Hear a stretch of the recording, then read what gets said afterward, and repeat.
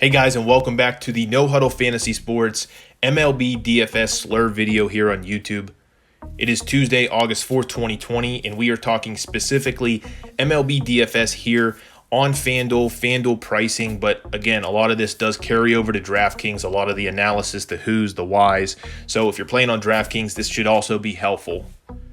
These videos are switching it up a little bit. I've mentioned in previous videos, the goal will be Wednesdays, Fridays, and hopefully on a weekend night or a weekend day, I'll publish full-length, in-depth, detailed analysis videos for specific MLB slates, main slates. But these videos, these Slurve videos, are meant to be quite the opposite, but rather quick, 5 to 10 minutes, talking about some of my favorite plays on FanDuel, specifically pitchers, stacks, and some one-off bats. As always, I thank you guys for finding this channel. If you're new here, please support the channel simply by liking this video and making sure you are subscribed to the channel. Check me out over on Twitter. The stuff we posted yesterday, whether it be the similar video or the plays we put on Twitter, did end up hitting. We started Montas, which was great. We started Chris Davis, which was great. Dickerson, which was great. A lot of guys paid off from our picks yesterday. So if you're enjoying that, please make sure you are subscribed to the channel.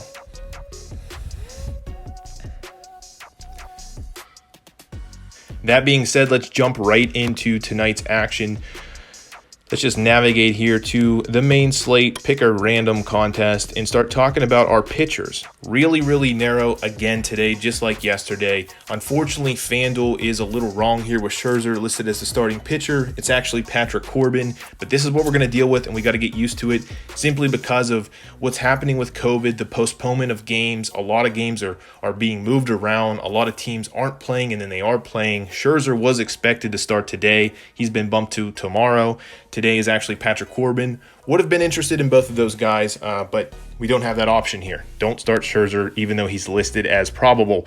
But that takes me right down to the $6,100 range here. This is pretty much where I'm going tonight, and it's a little risky, but I'm really into it.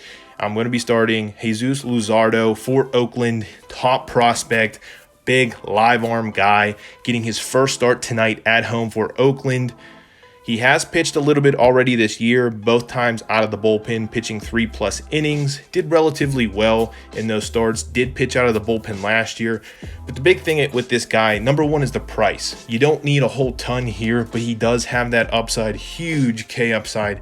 He's one of the best prospects in baseball. In fact, I think coming into the season, he was listed as number 12 in terms of MLB's overall prospects, and he's playing at home versus Texas. Texas, not quite the same team they used to be. A lot of older players. And here, Luzardo is a left-hander, and he's going to neutralize just by way of left-on-left matchups some of the best bats for Texas. So you're talking about Odor and Gallo, probably the two most dangerous bats on that team. He will have to navigate Frazier, old man Frazier still around, Todd Frazier, I think the godfather, but that shouldn't be too much of a problem. And Elvis Andrus probably leading off for them. Outside of that, Texas really isn't loaded with bats. Again, you're talking about a $6,100 price tag here. The dude throws straight heat, 96 mile per hour average fastball, can come close to touch 99, close to 3 digits in terms of mile per hour on that fastball. Just a really good situation here, playing, as I mentioned, at home. We like that. Oakland is projected to win, get that W. Hopefully we can get 5 or 6 innings out of him, 7+ strikeouts, and of course the W here. He's my favorite pitcher on the night. Really like him against a weak Texas squad.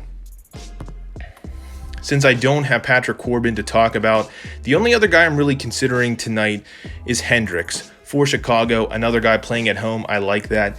$8,300 isn't the most attractive price tag for him, and if you look at game log, you might chase that. 9 innings against Milwaukee, first game of the season. That's probably not going to happen. This guy isn't a super high strikeout guy. The Cincinnati start is probably more realistic. You get 4 or 5 strikeouts. The guy he's not going to give up a ton of runs, even though he did in his last start. He's a pretty reliable pitcher. He has a great matchup versus Kansas City, who's just full of a bunch of teeny boppers. Not going to put the ball out of the park, or at least shouldn't. It's a good spot. Chicago is heavily favored. If I'm going anywhere else, a safe option is Hendrix. So knowing all of that, let's jump over to some of my favorite stacks. First off, I'm going to start with probably the most obvious stack here, and that's Colorado. Highest projected run total at 6.71. I'm not going to be fading them. I might not be playing San Francisco just because of who they are, and I do like Marquez a little bit. I wouldn't start him, but in terms of a good pitcher, he is a relatively good pitcher. So, in my opinion, if you're going to pick one of the two in Coors Field, I'm going with Colorado. Again, played them last night. Great spot here. San Francisco is just a bad team right now. They've won a few games, but over the course of a season, that'll play out to show just how bad they are. More importantly, they have a really, really bad bullpen. Coming into the season, ranked bottom 5 in MLB in terms of bullpen, which is weird for a San Francisco team, but it is true. And the key here is if you're playing in Coors, the bullpen's going to come out early, and Colorado's going to get a chance to hit that bullpen, so I really like that. Beyond that, they're playing, as I mentioned, Colorado playing at home in Coors against the starting pitcher, Gausman. Not the greatest guy. I mean, just not a great pitcher. He's serviceable, but he's nothing more than that. He's given up 5 runs already in 8 innings this year. 2019, he did play Colorado, not in Coors, gave up 5 runs. Guys like Story, Murphy, Blackman all had big games against him. Last year was his worst career in terms of hard hit percentage, so the dude's given up. I mean, he had an xFIP of 4.0 and an ERA of 5.72 last year. Just not a good pitcher, giving up hard contact, playing in Coors, and there's a little bit of a history.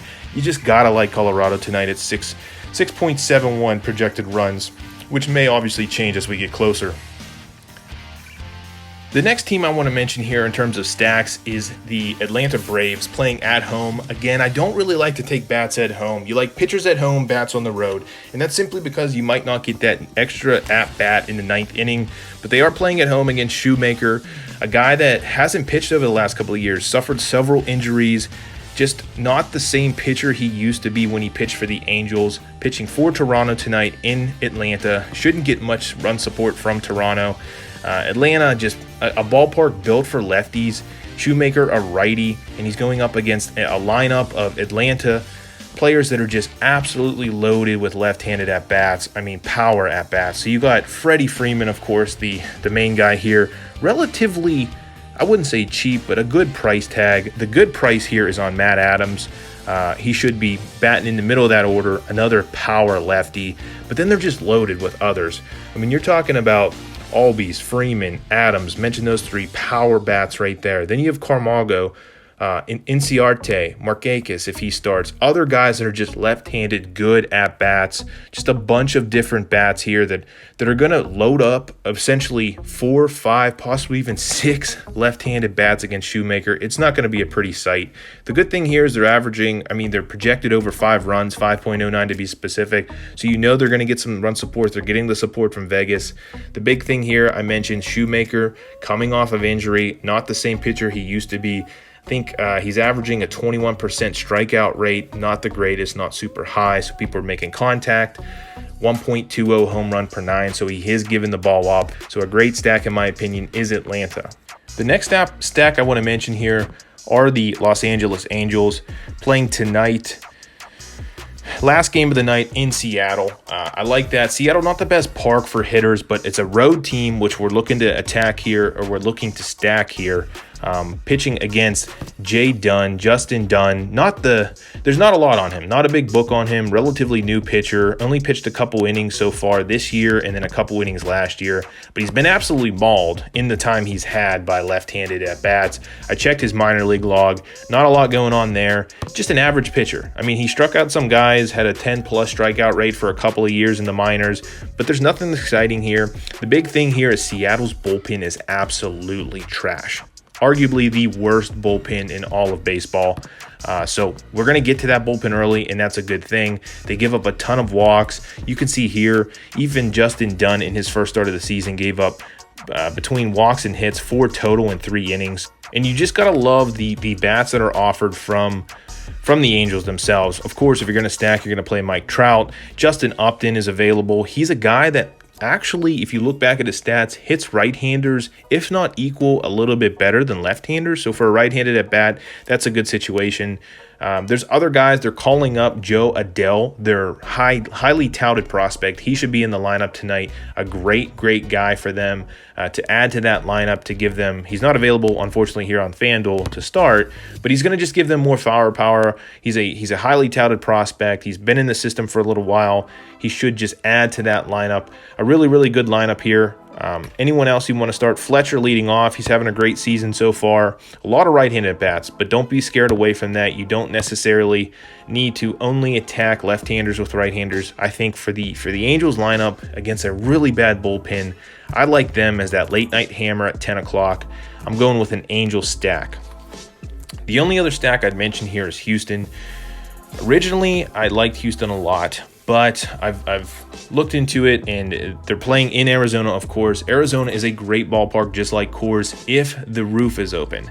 But it's about 110 degrees in Arizona right now. The roof is scheduled to be closed, so that has really bumped Houston down on my radar. They are facing Madison Bumgarner, a name you might be scared of, but not necessarily anymore. He's pitched okay so far. He's a left-hander, and the thing here is Houston absolutely mauls left-handed pitchers. Now, you could argue that's from the past. They were stealing signs, all the different things that go into that, which may be true. But nonetheless, I still think it's a decent stack, even with the roof closed. It's probably going to go off the radar a little bit here. Houston, you got Springer. Brantley even, a left-handed. He's my favorite player from that lineup. He is a left-on-left, but if you get into that bullpen early of Arizona, could be good things. Beyond that, obviously Springer, you have Altuve, you have Bregman, you have Correa, just a bunch of different bats here that are just going to terrorize left-handers, or theoretically should. So I do like Houston as a one-off. They've moved way down. They were my second favorite stack, but they're much more down the list now. So the last thing I wanted to mention here are just some one-off guys I would consider playing. If we're going to be playing anyone that's expensive, so if we're going to do a core stack, you're going to have to find some value. One guy that's sticking out to me so far, if he gets the nod tonight, is Nomar Mazzara. Oh, look, he's batting 7th. So not the greatest in terms of batting order, but the dude is back. He had a couple hits the other night. He suffered a little bit of an injury. A good left-handed at bat, always was for Texas, and a decent matchup against a right-handed pitcher in Woodruff tonight, pitching in Milwaukee, a place that just typically gives up home runs. So I do like Mazzara here for $2,500. Another guy I want to mention, you're going to have to spend a little bit on him, but he is underpriced in my opinion, is Trey Turner. $3,500, not the most expensive in terms of pricing, but a guy that I absolutely loved. This guy going up against Steven Matz tonight, left-handed pitcher, Trey Turner a right-hander. The key here is he just needs to get on base. The dude terrorizes people by stealing bases. I love Trey Turner tonight for Washington up against Matz. I do like, if you want to stick to the Coors game, Dickerson is still underpriced. Alex Dickerson here, $3,100 for a Coors bat, a guy that's always been able to hit for San Francisco, left on right matchup. I do like him again. Played him last night, hit us a home run. He's going to get a couple more hits tonight. The thing with him has always been injuries, so as long as he stays healthy, he's a good at bat. I already mentioned Matt Adams, a good bat at first base here. You're going to give you a cheaper $2,400 Atlanta power bat hitting in the middle of the order against Shoemaker. Talked about this already. I like Atlanta. I like Matt Adams. And last but not least here, you can go with this. Originally, I was going to stack. Let me find this here. I was going to start at pitcher, Washington's pitcher, Patrick Corbin. Can't do that because he's not available, obviously, here on FanDuel, if it ever loads. So if you want to go against that, if you want to try to take advantage of a right-on-left matchup for a guy that's absurdly cheap, that's $2,100, Brian Dozier, but has always been a guy that absolutely mauls left-handed pitchers. And in that same game, you could stick with second base here and go with Castro, only $300 more, $2,400. Having a decent season, hitting $360 right now. Not going to get you a ton, but he's only $2,400. Again, you're getting a guy for Washington, second baseman up against Steven Matz. Just a good matchup right on left. Castro projected hitting third here. We'll see. Middle of the order, though, for $2,400. I'll take that all day. Last but not least here, probably going to butcher this guy's name, but leading off for Toronto, if you want to stick in that same game, again, probably mispronouncing his name, Bichette, for Toronto, $2,800. He's been leading off for them when he gets the chance. Right on left, Max Fried here. Good pitcher, but again, you're trying to find value here for $2,800. A guy leading off, should score some runs, has had a hit in every single game, if not multiple hits. A decent guy to start here for the price tag. So another value guy. I hope those guys help you round out, especially the value ones, your lineups tonight. I hope you guys like those stacks. Again, we had a good night last night. More importantly, thank you guys as always for tuning in. Please feel free to check me out on Twitter. I will link the Twitter account down below. I will post some of my favorite plays, similar guys, probably the same guys down on my Twitter account, but something to keep track of. And any other updates I will post there also. If you guys haven't done so already, please make sure you are subscribed to the channel, hit that like button, and make sure you check out our more in-depth videos coming out Wednesdays, Fridays, and hopefully on the weekend. Put a lot of time and effort into these. We've had success in MLB in the past. We hope to continue to do so in the future. As always, good luck, and I'll check you out in the next video.